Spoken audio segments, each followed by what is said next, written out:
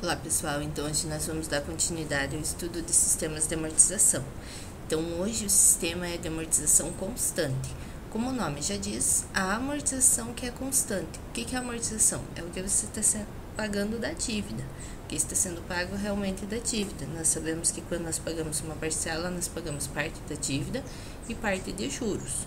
Essa parte que é da dívida é chamada de amortização. Então, nesse sistema, a amortização é constante. Então, o que vai acontecer? A amortização vai ser o mesmo valor sempre. Então, para calcular ela, fica muito simples. Só pegar o saldo devedor e dividir pelo número de parcelas. Por exemplo, você emprestou 10 mil e vai pagar em 10 parcelas. Então, 10 mil dividido por 10 serão parcelas de R$1.000.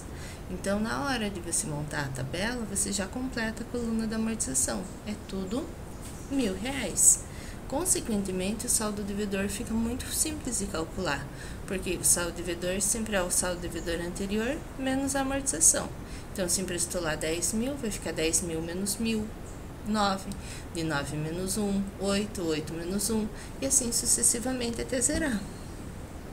O juro, você vai calcular da mesma maneira que no caso anterior. O juro sempre é um percentual do saldo devedor. Então, sempre pega o valor que está devendo vezes a taxa, para cada uma das parcelas lá.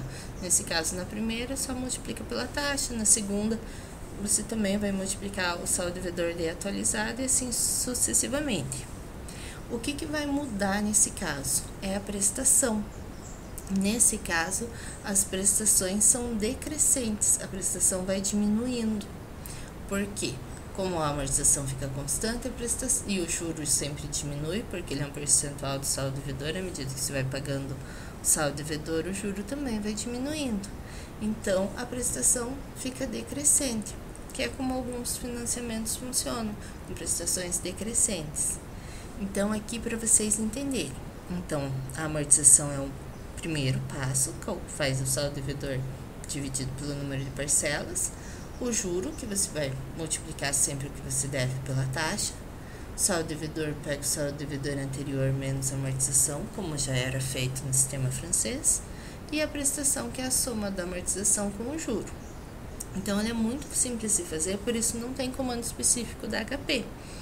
Observem aqui um exemplo. Um banco empresta 10 mil com uma taxa de 10% para ser pago em 5 pagamentos mensais, sem carência, calculado pelo sistema de amortização constante, e ele pede para elaborar a planilha. Bom, se são 10 mil e vai ser pago em 5 pagamentos, o primeiro passo é calcular a amortização. Então, 10 mil dividido por 5, 10 dividido por 5 é 2, então é 2 mil. Então, eu já completo toda a coluna da amortização com o número 2 mil. Aí eu já posso calcular o saldo devedor, fazendo todo o saldo devedor menos a amortização. Então, 10 menos 2, 8, 8 menos 2, 6, menos 2, 4, menos 2, 2, menos 2, 0. Você vai observar que na quinta e última linha, já que são 5 pagamentos, vai zerar. O juro sempre é a porcentagem do saldo devedor. Então, 10% de 10 mil, 1.000. Daí, 10% de 8.800, 600 e assim sucessivamente. E a prestação é só somar a amortização com o juro.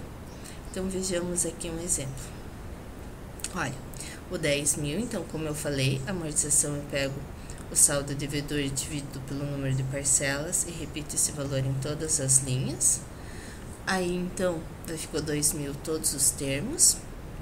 O saldo devedor eu vou diminuindo. 10 menos 2, 8, menos 2, 6, menos 2, 4, menos 2, 2, menos 2, 0. O juro é o percentual do saldo devedor. Nesse caso, como era 10%, 10% de 10 mil, 1.000. 10% de 8.800, 600, 400, 200. E por último, eu calculo a prestação, que basta somar a amortização com o juro. Então, se ele pagou 2 mil da dívida mais 1.000 de juro, pagou 3 mil a parcela. Depois, 2 mil mais 800, 2.800. Observem que a característica do sistema de amortização constante, que a amortização fica a mesma em todos os períodos, é que a prestação vai diminuindo. Então, essa é a característica. Então, aqui tem mais um exemplo, vocês podem tentar fazer e verificarem se entenderam.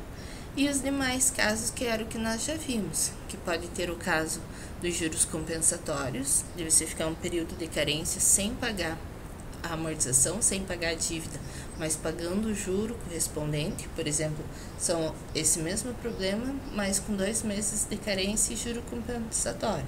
Então, no primeiro mês lá tem 10% de 10 mil, eu pago esses R$1.000.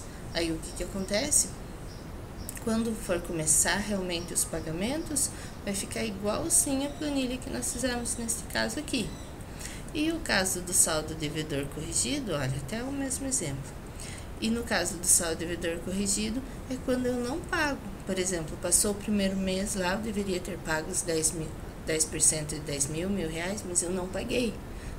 Aí ele soma no saldo devedor, fico devendo 11. Daí no próximo já fico devendo 12 e assim sucessivamente. Então, tentem resolver esses exercícios. Na sequência, eu coloco a resolução. Aqui, daí na próxima aula, nós veremos outros métodos para calcular um determinado resultado apenas sem precisar elaborar a planilha. Então, é isso. Em caso de dúvidas, deixe um comentário. Obrigada. Tchau, tchau.